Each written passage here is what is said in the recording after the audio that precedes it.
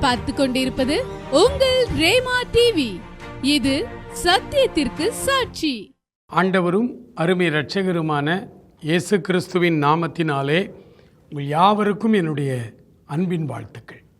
பிரியமானவர்களே, திங்கட்கிழமை தோறும் கானான் பயணம் என்கிற தலைப்பிலே யாத்திராகமத்தை நம்ம தியானித்து கொண்டே வருகிறோம். கிட்டத்தட்ட முடிக்கிற அளவுக்கு வந்துவிட்டோம். இந்த யாத்திராகமத்தினே பெரும்பகுதி வனாந்திரத்தில் ஆண்டவர் நான் வசிப்பதற்கு எனக்கு ஒரு கூடாரத்தை நீ உருவாக்கு என்று சொன்னார்.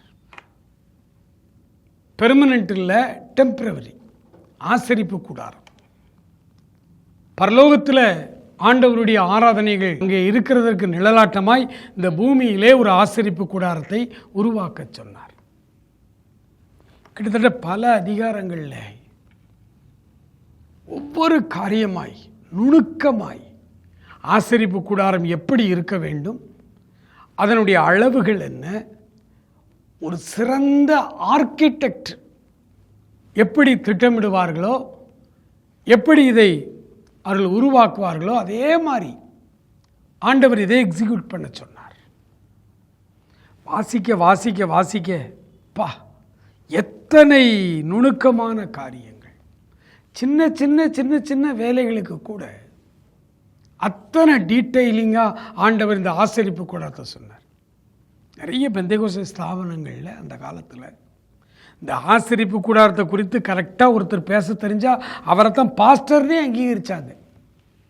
ஆசரிப்பு கூடாரத்தை பற்றின இந்த காரியங்களை பெந்தேகோஸ்தே சபையார் அல்லது பெந்தேகோஸ்தே ஸ்தாபனத்தார் தங்கள் விசுவாசிகள் என்று அழைக்கிற தங்களுடைய சர்ச்சுக்கு வர்ற மக்களுக்கு, தேவ மக்களுக்கு டீட்டெயிலாக கிளாஸ் எடுப்பாங்க. ஏன்னா ஆசரிப்பு கூடாரத்தினுடைய முழு சத்தியமும் இயேசு கிறிஸ்துவுக்குள் அடங்கி இருக்கிறது. ஆசரிப்பு கூடாரம் என்பது நிழலாட்டமானது. அதனுடைய நிஜம் ஆண்டவருடைய சரீரமாகிய திருச்சபை. அதனால் அதை விசுவாசிகளுக்கு அப்படி சொல்லிக் கொடுப்பாங்க. இவ்வளவு டீட்டெயிலான காரியங்கள் எல்லாம் இருக்குதே அப்படின்னு சொல்லி நம்ம பார்க்கும் பொழுது, இந்த ஆசரிப்பு கூடார வேலைகளுக்கு ஆண்டவர் இவ்வளவு டீட்டெயிலிங்காக, இவ்வளவு கிளியராக, இவ்வளவு ஒழுங்கும் கிரமமாக ஏன் இப்படி செய்கிறார் அப்படின்னா, நம்முடைய ஆண்டவர் எப்படிப்பட்டவரா? 1 கொரிந்தியர் 14ஆம் அதிகாரத்திலே 40வது வசனம் என்று நினைக்கிறேன், எடுத்து நம்ம வாசிக்கலாமா? 1 கொரிந்தியர் 14ஆம் அதிகாரத்திலே 40வது வசனம் உங்களுக்காக நான் வாசிக்கிறேன். சகலமும் நல்லொழுக்கமாயும் கிரமமாயும் செய்யப்பட கடவுள். சகலமும் நல்லொழுக்கமாயும் கிரமமாயும் செய்யப்பட கடவுள். இது எங்கே சொல்கிறாரு? புதிய ஏற்பாட்டு திருச்சபை உருவாகி ஆராதனைகள் ஆரம்பித்து ஆண்டவருடைய சரீரமாகிய சபையாய் ஞானார்த்தமாய் இருக்கிற சர்ச்சில் ஆராதனை நடக்கும் பொழுது அங்கே ஒரே குழப்பம், கூச்சல். எங்கே? கொரிந்து பட்டணத்தில் உள்ள திருச்சபையில். அப்போது பவுல் அப்போஸ்தலன் அவர் உருவாக்கின திருச்சபை. அதனால் அந்த திருச்சபைக்கு சில ஒழுங்குகளை கற்றுக் கொடுக்க. ஆராதனை என்பது ஒழுங்காக இருக்கணும். ஒழுங்குகள் சகலமும் ஒழுங்கும் கிரமமாக இருக்கணும் அப்படின்னு தான் ஆராதனை ஒழுங்கு. ஸ்தாபன திருச்சபைகள் அப்படின்னு சொல்கிற ப்ராட்டஸ்டன்ட் திருச்சபைகள், நம்ம தமிழ்நாட்டை எடுத்துக்கிட்டால் சிஎஸ்ஐ, ஆர்சி, இசிஐ, டிஎல்சி, இந்த மாதிரி இன்ஸ்டிடியூஷனல் சர்ச்சஸ், ஸ்தாபன திருச்சபைகள், அவருடைய ஆராதனை எல்லாம் ஒழுங்கும் கிரமமாக இருக்கும். ஆனால் அந்த பெந்தேகோஸ்தே திருச்சபைகள் நீங்கள் போய் பார்த்தீங்கன்னா ஆராதனை ஒழுங்குன்னு ஒன்று வச்சுருப்பாங்க. நிறைய கூச்சலும் குழப்பமாக இருக்கும். சில காரியம் கரெக்டாக இருக்கும், அவங்ககிட்டையும் பாராட்டப்பட வேண்டிய அம்சங்கள் இருக்கிறது. ஆனால் இந்த ஸ்தாபன திருச்சபைகள் என்ன ஆகிட்டு, ஒழுங்கும் கிரமமாக இருக்கணும்னு சொல்லி அதில் அதிக கவனம் செலுத்தி உயிர் இல்லாமல் போச்சு. ஒழுங்கும் கிரமமும் இருக்குது, ஆனால் நடுவே நாம் அனுபவிக்க வேண்டிய கிறிஸ்துவின் பிரசன்னத்தை இழந்து போய் நிற்கிறோம். கிறிஸ்துவின் பிரசன்னத்தை நாம் அனுபவிக்க. ஏன்னா எல்லாம் எந்திரத்தனமாக மாறிட்டு, ஒழுங்கும் கிரமமாய் நடக்கணும் அப்படிங்கிறது எல்லாம் எந்திரத்தனமாக மாறணும் அந்த அர்த்தத்தில் அல்ல. ஆவியோடும் உண்மையோடும் ஆராதிக்க வேண்டும். உண்மையோடு ஆராதிக்கணும். சகலமும் ஒழுங்கும் கிரமமாக இருக்கணும், ஆனால் ஆவியோடு இருக்கணும். அதை விட்டுட்டோம். ஆக ஸ்தாபன சபைகளிலும் இந்த குறைகள் இருக்கிறது. இந்த பெந்தேகோஸ்தே திருச்சபைகளிலும் இண்டிபெண்டன்ட் சபை அதுலேயும் இந்த பிரச்சனைகள் இருக்கிறது. இந்த ரெண்டையும் ஒன்றாக இணைத்து தான் கொரிந்தியரில் பவுல் சொல்கிறார், சகோதரரே இது என்ன, நீங்கள் சபை கூடி வந்திருக்கும் பொழுது ஒருவன் அங்கே பாட்டு பாடுகிறான், ஒருவன் இங்கே எழுப்பி பிரசங்கம் பண்ணுகிறான், அங்கே ஒருவன் தீர்க்க தரிசனம் சொல்லுகிறான், இங்கே ஒருவன் அந்நிய பாஷைகளை பேசி வியாக்கியானம் கொடுத்து கொண்டிருக்கிறான். சகோதரரே இது என்ன? சகலமும் ஒழுங்கும் கிரமமாய் நடக்க வேண்டும்.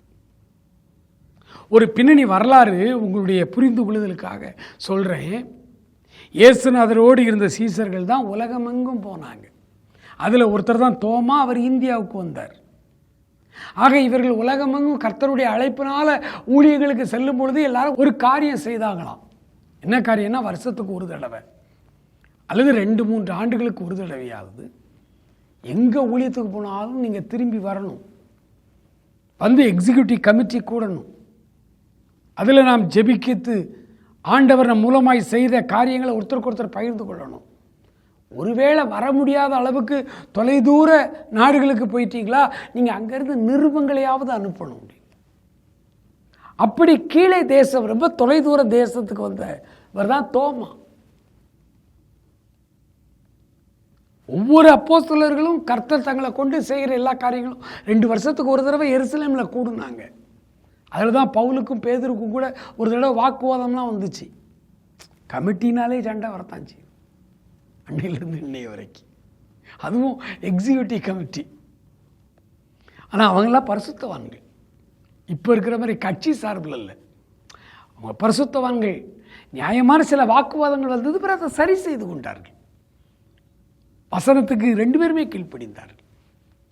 இங்கே கடவுளை மதியாதவங்களாம் கமிட்டிக்குள்ள வந்து உட்கார்ந்துருக்கிறாங்க. அதான் பிரச்சனை. நேர கோர்ட்டுக்கு போகுது பிரச்சனை. அன்னைக்கு அப்படி போகலை. சரி, அந்த அரசியல் நமக்கு வேணாம். இங்கே வாங்க.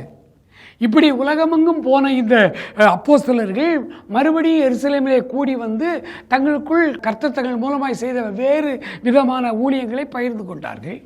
தோமா வர முடியலை. தோமா என்ன செய்தார், அவர் சில நிருபங்களை எழுதி அனுப்பினார். அது வந்து சேரலை. நான் சொல்கிறதெல்லாம் அது பின்னணி வரலாறு. எந்த அளவுக்கு இதில் உண்மை நமக்கு தெரியாது. இந்த தோமா எழுதின இந்த நிருபங்களில் தான் சபை ஆராதனையை குறித்த சத்தியங்கள் இருந்திருக்கலாம். இந்த சபை ஆராதனை எப்படி நடத்தணும் புதிய ஏற்பாடு சபையில் நமக்கு விளக்கமே இல்லை பாருங்க. 27 புஸ்தகம் இருக்குது. ஆராதனை முறைமைன்னா என்ன, ஆராதனை ஒழுங்கிப்பெல்லாம் நம்ம இஷ்டத்துக்கு வச்சுருக்கோம். ஒவ்வொரு சபையில் ஒவ்வொரு மாதிரி வச்சுருக்காங்க. ஒவ்வொரு சபையில் ஒவ்வொரு மாதிரி நீங்கள் வச்சுக்கீங்கன்னா அதற்கான ஒரு ஒழுங்கு என்னன்னு புதிய ஏற்பாட்டில் நமக்கு இல்லை. ஆனால் அந்த நிருபங்களை எழுதி அனுப்புனது தான் தோமா. அது வந்து சேரலைங்கிறாங்க. ஒருவேளை அது தேவ சித்தமானு கூட தெரியல.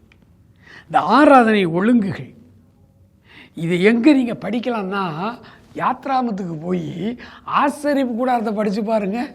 அந்த ஆசரிப்பு கூடாரத்தை செய்கிறதுல எவ்வளவு கவனமாய், எவ்வளவு நுணுக்கமாய், எவ்வளவு என்ஜினியரிங் அறிவோடு இந்த காரியங்களை ஆண்டவர் செய்ய சொன்னார். எல்லா காரியத்திற்கும் ஞானத்திற்கும் ஊற்றும் காரணமாக இருக்கிற ஆண்டவர் அந்தந்த வேலை செய்வதற்கான ஞானத்தை அந்தந்த பேருக்கு அவரே கொடுத்து அவர்களை கொண்டு அந்த வேலைகளை செய்ய சொன்னார். பெசலேயலுக்கு இந்த ஞானம், சில ஸ்திரீகளுக்கு ஒரு ஞானத்தை கூட, அவங்க அந்த துணி நெய்யட்டும், அதுக்கு சாயமேற்றட்டும், டையிங், பிரிண்டிங் எல்லாமே சொல்லி கொடுத்தார் ஆண்டவர். Inch by inch. ஏன்னா அதான் ஃபஸ்ட்டு டைம். நீங்கள் முதல் காரியம் ஒழுங்கும் கிரமும். அது ஆண்டவர் எந்த அளவுக்கு, ஏன்னா பிரசங்கில சொல்கிறாரு, அவர் சகலத்தையும் அதினதின் காலத்திலே நேர்த்தியாய் செய்ய அறிந்திருக்கிறார். நேர்த்தியாய்ங்கிறதுக்கு அழகுன்னு ஒரு பொருள் உண்டு, நேர்த்தியாய்ங்கிறதுக்கு கிரமமாய், அதாவது பெர்ஃபெக்டாக, எதுலேயும் ஒரு பெர்ஃபெக்ஷன் இருக்கணும். ஆண்டவர் இந்த உலகத்தை உண்டாக்கும் 6 நாளும் அவர் உண்டாக்கினதை பாருங்கள். ஒவ்வொரு நாளும் ஒவ்வொன்றும் உண்டாக்குவார். எல்லாத்தையும் உண்டாக்கிட்டு அதை ஒரு ரிவ்யூ பண்ணி பார்ப்பார். ரைட், எல்லாம் கரெக்டாக இருக்கு, நல்லது என்று கண்டார். சாயங்காலமும் விடியக்காலமாகி 2ஆம் நாள் ஆயிற்று. அவர் தான் உண்டாக்கின எல்லாவற்றையும் 6வது நாள் ஒரு பெரிய ரிவ்யூ பண்ணுறார். 6வது நாள் எல்லாத்தையும் படைச்சாச்சு, எல்லாத்தையும் பார்த்தார், ஒரு ரிவ்யூ பண்ணி பார்த்தார். நல்லது என்று கண்டார், நல்லது என்று கண்டார். ஆசிரியர்கள் மாணவர்களுக்கு சொல்லுவாங்க, இந்த டைம் மேனேஜ்மெண்ட், +2 பரீட்சை எழுதும்போது, 10th பரீட்சை எழுதும்போது டைம் மேனேஜ்மெண்ட் சொல்லுவாங்க. இன்னென்ன டைமுக்குள்ளே இது எதை முடிக்கணும் எல்லாம் முடிச்சுட்டு கடைசி 5 நிமிஷத்துக்கு முன்னாடி அல்லது 10 நிமிஷம் முன்னாடி எல்லாத்தையும் முடிச்சிடணும். கடைசி 10 நிமிஷம் அவ்வளோ பேப்பர்ஸையும் வரிசைப்படுத்தி, பக்க அடிப்படையில் வரிசைப்படுத்தி நீங்கள் கட்டிட்டு லாஸ்ட்டு 10 நிமிஷம் திரும்ப ரிவ்யூ பண்ணி பார்க்கணும். திரும்ப ஒரு முறை க்ளீனாக படிச்சுப்பார். அதில் சில மிஸ்டேக்ஸ் ஒருவேளை தெரிஞ்சால் நீ அதை உடனே அந்த இடத்துல சரி பண்ணு. கடைசி 10 நிமிஷம் ரிவ்யூ. அதிக மார்க் எடுக்கிறதுக்கு ஆசிரியர்கள் மாணவர்களுக்கு சொல்லிக் கொடுப்பாங்க. இதை ஆண்டவரே செய்தார். எந்த ஒரு காரியத்தை செய்தாலும் அந்த காரியத்தை செய்து முடித்த பிறகு அதை ஒரு தடவை ரிவ்யூ பண்ணி பார்க்கணும். இன்றைக்கி நம்முடைய காரியங்கள், ஊழியங்கள் இதுலேயும் அப்படித்தான். எல்லாத்தையும் ரிவ்யூ பண்ணிப்பார். கர்த்தருடைய கிருபையினால் நான் மிக தாழ்மையோடு சொல்லிக்கொள்கிறேன். இன்றைக்கி தொலைக்காட்சிகளில் பேசுகிறோம், மீடியாக்களில் பேசுகிறோம், யூடியூப் சேனலில் என்னுடைய செய்தி வருது. இந்த செய்தியை முத கேட்குறது நான் தான் கேட்பேன். நான் தான் பிரசங்கம் பண்ணுறேன்.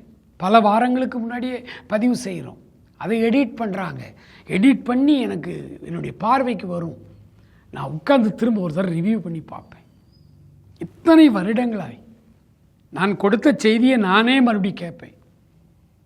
ஏன்னா திரும்ப ஒரு தடவை ரிவ்யூ பண்ணி பார்க்கணும். அப்போ தான் என்ன குறைகள் இருக்குதுல்ல, இதில் எதையெல்லாம் இன்னும் சரிப்படுத்தணும், நம்ம எதெல்லாம் தவறாய் பேசி விடுகிறோம். அடுத்தால அந்த செய்தி 2 தடவை கேட்பேன். முதல் தடவை ஃபுல்லாக கேட்பேன், 2வது தடவை ஜெபத்தோடு கேட்பேன். ஆண்டவரே, ஆவிக்குரிய ரீதியாக தான் பேசியிருக்கிறேனா, ஜனங்களை தொடரணுமே அப்படின்னு அப்போ ஒரு தடவை ஜெபம் பண்ணுவேன். 2 தடவை இம்போஷன் மாதிரி தான் இருக்கும் செய்தியை திரும்ப திரும்ப முதல்ல நான் கேட்குறது. ஏன்னா கடவுள் அது நமக்கு சொல்லி கொடுத்த காரியம். ரிவ்யூ பண்ணி பாருங்க. இப்போ 2 காரியம். 1, எல்லா காரியங்களும் ஒழுங்கும் கிரமமாக இருக்கணுங்கிறது ஆண்டவருடைய சித்தம். 2வது, ஒரு காரியத்தை முதல் முறையாக இந்த ஜனங்களுக்கு சொல்லிக் கொடுக்கும் போது ஆண்டவர் கரெக்டாக எல்லா காரியத்தையும் அற்புதமாக செய்வார். 2வது தடவை அதே காரியத்தை செய்யும் பொழுது இந்த அளவுக்கு டீட்டெயிலாக சொல்லணும்னு ஒன்றும் அவசியம் இல்லை. பைபிள்லேருந்தே ஒரு உதாரணம் நம்ம பார்க்கலாம். சகரியா ஆண்டவருடைய பரிசுத்த சன்னிதானத்தில் ஆசாரிய ஊழியம் செய்து கொண்டிருக்கிறார். அப்போ ஒரு தேவதூதன் தரிசனமானார். கேப்ரியல், உன் மனைவியாகிய எலிசபெத்து ஒரு குழந்தை பெறுவாள் அப்படின்லாம் ஆண்டவர்கிட்ட செய்தி வருதுன்னு சொல்கிறார். சகரியா நம்பலை. அப்படின்ன உடனே அந்த தேவதூதன் சொல்கிறாரு, தகுந்த காலத்தில் நிறைவேற போகிற கர்த்தருடைய வார்த்தையை நீ நம்பலல்ல, அதனால் குழந்தை பிறந்து பேர் வைக்கிற வரைக்கும் நீ ஊமையாக இருப்பேன்னு சொல்லி அவருக்கு ஒரு தண்டனை. அடுத்த அதிகாரத்தில் மரியாள்கிட்ட அதே கேப்ரியல் வர்றார். ஏமா, உனக்கு ஒரு குமாரனை நீ பெற்றெடுப்பாய், அவருக்கு இயேசு என்று பெயரிடு. தேவதூதன் சொல்றார். அந்த அம்மா கேட்குறாங்க, இது எப்படி ஆகும், புருஷனை அறியேனே, இது எப்படி நடக்கும்னு கேட்குறாங்க. அப்போது சகரியாவும் அப்படி தான் கேட்டார். நான் கிழவனாக இருக்கேனே, இது எப்படி நடக்கும்னு கேட்கும்போது நீ நம்பலல்ல, நீ ஊமையாக போன்னு சொல்லிட்டார். ஆனால் இங்கே இந்த மரியாள் கேட்குறாங்க, இது எப்படி ஆகும்னு கேட்கும் பொழுது கேப்ரியல் தூதன் அதுக்கு எக்ஸ்பிளைன் பண்ணுறார். இப்படி நடக்குமா, இப்படி உனக்கு ஒரு குழந்தை பிறக்குமா, டீட்டெயிலாக சொல்லி கொடுக்குறார். ஏன் ஆண்டவர் பட்சபாதம் உள்ளவரா? ஆணுக்கு ஒரு நீதி பெண்ணுக்கு ஒரு நீதியா? ஆண்டவர் அப்படிப்பட்ட மனிதத்தன்மை உடையவர் தானே ஆண்டவரும்? இல்லை. சகரியாவுக்கு வயதான காலத்திலே குழந்தை பிறக்குங்கிறத அவன் நம்பணும். அவன் நம்பலை. ஏன்னா ஆதி ஆகமத்திலே ஆபிரகாமுக்கு வயதான காலத்தில் 100 வயசில் ஒரு குழந்தைய கொடுத்துருக்கார். ஏற்கனவே சரித்திரத்தில் இருக்கு. ஏற்கனவே ஒரு முறை ஆண்டவர் செய்த அதே காரியத்தை மறுபடியும் செய்ய போகும் பொழுது அதை அவன் விசுவாசித்திருக்க வேண்டும், அதை அவன் நம்பியிருக்க வேண்டும், அவன் அதை ஏற்றுக்கொண்டிருக்க வேண்டும். ஏற்றுக்கொள்ளலை. ஆனால் கன்னிகை கர்ப்பவதி ஆகிறதுங்கிறது இதுதான் ஃபர்ஸ்ட் டைம். உலக வரலாற்றிலே இதுதான் முதல் முறை. அதனால் மரியாளுக்கு எக்ஸ்பிளைன் பண்ணுறாரு தேவதூதன். ஃபஸ்ட்டு டைம் ஆண்டவர் ஒரு காரியத்தை செய்யும் பொழுது எல்லா காரியத்தையும் உங்களுக்கு எக்ஸ்பிளைன் பண்ணி சொல்லி தருவார். கடைசி வரைக்கும் எப்போதுமே அதை செய்வார் நம்ம எதிர்பார்த்துட்டே இருக்கக்கூடாது. யுத்தமே என்ன தெரியாது. தாவீது சிறுவன் ஒரு சாதாரண கூழாங்கல்ல வச்சு ஒரு கவனை வச்சு அவ்வளோ பெரிய கோலியாத்தை அடித்து வீழ்த்தினார். அதுக்காக காலமெல்லாம் பெரிய ராஜாவா வந்த பிறகும் மறுபடியும் தாவீது சொல்ற, இல்லைப்பா எனக்கு இந்த வாள் கத்தி அருவா சண்டையெல்லாம் வேண்டாம், எனக்கு கவன் கல் இருந்தா போதுன்னு கடைசி வரைக்கும் தாவீது கவன் கல்லை வச்சு அடிச்சுக்கிட்டு இருக்கல. ராஜாவானவரை சொல்றாரு, வெண்கல வில்லும் என் புயங்களால் வளையும்படி என் விரல்களை யுத்தத்துக்கு படிப்பிக்கிறார் என் ஆண்டவர். ஆரம்பத்தில் ஃபர்ஸ்ட் டைம் சின்ன பையன், யுத்தம்னா தெரியாது, யுத்த ட்ரெஸ்ஸை கூட போட முடியல, ஆனால் அரக்கனை வென்றாகணும். அதனால ஆண்டவர் அந்த இடத்துல பயன்படுத்தினார். கடைசி வரைக்கும் கவன் கல்லோடு போனால் என்ன ஆகும் பாருங்க.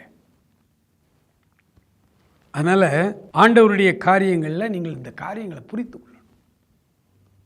அதனால தான் ஆசரிப்பு கூட செய்யும்போது இவ்வளவு டீட்டெயிலாக சொன்னவர். சாலமோன் ஞானி அடுத்தால ஆலயம் கட்டும் பொழுது இவ்வளவு டீட்டெயிலிங்க அங்கே சொல்லிக்கிட்டு இருக்கல. ஆனால் ஆசரிப்பு கூடாரத்தை போலவே பிரம்மாண்டமான ஒரு ஆலயத்தை ஆண்டவருக்காக மகிமையாய் கட்டி எழுப்பினார் சாலமோன். ஆண்டவருடைய சமூகத்தில் நாம் ஜெபிப்போம். ஆண்டவர், இந்த கானான் பயணத்தில் நீர் நடத்துகிற இந்த காரியங்களை நான் விளங்கிக் கொள்ளணும். ஒவ்வொரு முறையும் ஆண்டவர் எனக்கு இப்படி எல்லா காரியத்தையும் தரிசனம் சொல்லுவார், தீர்க்க தரிசனத்தில் சொல்லுவார், திருக்காட்சிகளில் காட்டுவார்னு அப்படியே அதையே நம்பி நான் கெட்டு போய்விடாதபடி வேதத்தை கிரமமாய் கற்றுக்கொள்ள, ஆண்டவருடைய நடத்துதலை புரிந்து கொள்ள என்னை உம்முடைய ஆவிக்குரிய வாழ்வுக்கு ஒப்பு கொடுக்கிறேன் என்று அப்படி சமூகத்தில் ஜெபிக்க போகிறோம். மகா இரக்கமுள்ள எங்கள் ஆண்டவரே, நன்றி நிறைந்த உள்ளத்தோடு உம்மை நாங்கள் துதிக்கிறோம், ஸ்தோத்தரிக்கிறோம்ப்பா. தேவனாகிய கர்த்தர் சகல காரியங்களையும் ஒழுங்கும் கிரமமாய் செய்கிறவர், பெர்ஃபெக்டாய் செய்கிறவர், அழகாய் செய்கிறவர். எங்கள் வாழ்க்கையும் பெர்ஃபெக்டா அழகாய் ஆண்டவரே ஒழுங்கும் கிரமமாய் எங்கள் வாழ்க்கையை நீர் வைத்திருக்கிறீரப்பா. அந்த காரியத்தை நாங்கள் பெற்றுக்கொண்டு உமக்குள்ளாக ஜீவிக்க எங்களுக்கு உதவி செய்தருளும். ஆண்டவரே, முதல் முறையாய் எங்களை நடத்தும் பொழுது திருக்காட்சிகள் வழியாய், தீர்க்க தரிசன வார்த்தைகள் வழியாய், ஆண்டவரே கனவுகள் சொப்பனங்களின் வழியாய் நடத்துகிறவர். காலமெல்லாம் அதில் தான் நடத்துவார்னு சொல்லி நாங்கள் ஏமாந்து போய்விட்டோம் அப்பா. திருமறைக்கு நாங்கள் திரும்பி உம்முடைய வழி நடத்துதலுக்கு எங்களை ஒப்பு கொடுக்கிறோம். ஆண்டவர் எங்களை தொடர்ந்து வழி நடத்தும், ஆசீர்வதியும். அழகிய வாழ்வாய் எங்கள் வாழ்வு அமைய எங்களை ஒப்பு கொடுக்கிறோம். இயேசு கிறிஸ்துவின் நல்ல நாமத்தில் ஜெபிக்கிறோம் எங்கள் அருமை பிதாவே. ஆமேன், ஆமேன்.